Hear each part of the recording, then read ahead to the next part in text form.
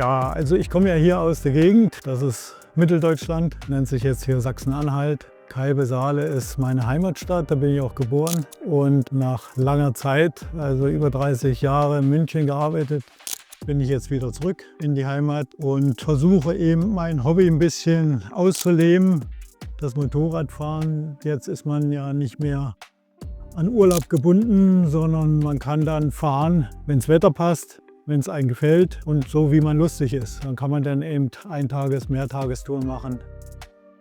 Die habe ich schon hinter mir, genau. Also Australien hatte ich schon besucht mit dem Motorrad, Südamerika, bin dann nochmal kurz rüber geflogen zur Osterinsel, Nordamerika, hauptsächlich Kanada. In 11 Wochen von einer Seite zur anderen Seite mit Wochenendausflug nach New York. Ansonsten gut, Asien bis hinterm Ural war ich auch schon, nach Sibirien und zurück.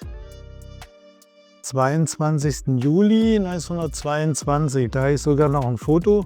Das war in München. Da wurde die Verge vorgestellt und 2 Tage später habe ich praktisch da eine Probefahrt machen dürfen.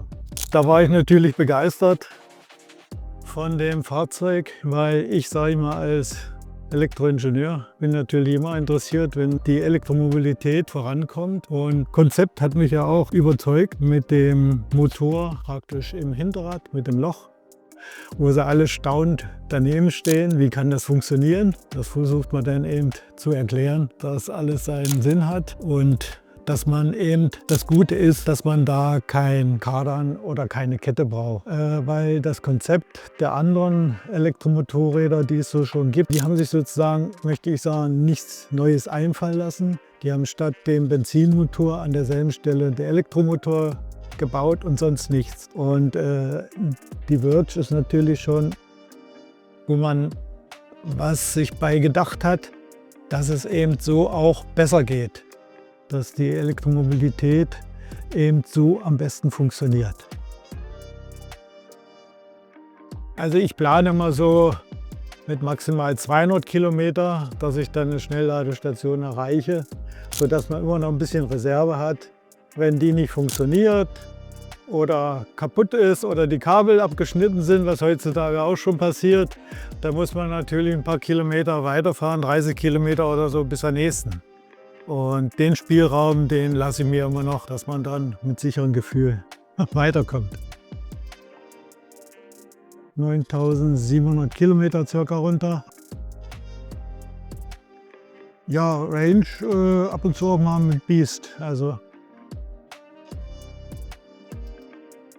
ich habe jetzt bloß meinen Aufkleber Sputnik Biker drauf. Und ansonsten habe ich auf dem Rücksitz so ein kleines Gepäcknetz, damit man ein bisschen was mitnehmen kann. Da hatte ich mal Regensachen drunter und jetzt habe ich noch ein paar Gurte, wo ich dann so eine kleine Gepäcktasche noch raufschneiden kann. Die hatte ich auch schon mal, wo man dann entsprechend Gepäck mitnehmen kann. Man kann zwar auch mit dem Rucksack fahren oder mit beiden, aber ein bisschen braucht man schon, wenn man sozusagen länger unterwegs ist, mehrere Tage. Tagesausflug ist es nicht so notwendig. Da kann man so fahren, wie es ist. Da bin ich im Land soweit unterwegs, war da auch schon in Bremen, vom Bremer Roland. Und ansonsten, ja, Erfurt bis zum Emsland, bei der Meyer-Werft habe ich mir das neue Schiff angeschaut. Ja, was so ist. Und ansonsten mal Berlin, war ich letztes Wochenende. Also das macht schon Spaß und nach, sage ich mal, lernt man auch die ganze Ladeproblematik kennen und dass es eben unterschiedliche Preise gibt und dass man da eben mit verschiedenen Ladekarten da immer schaut, welche ist die günstigste, weil es gibt da große Unterschiede, immer noch leider.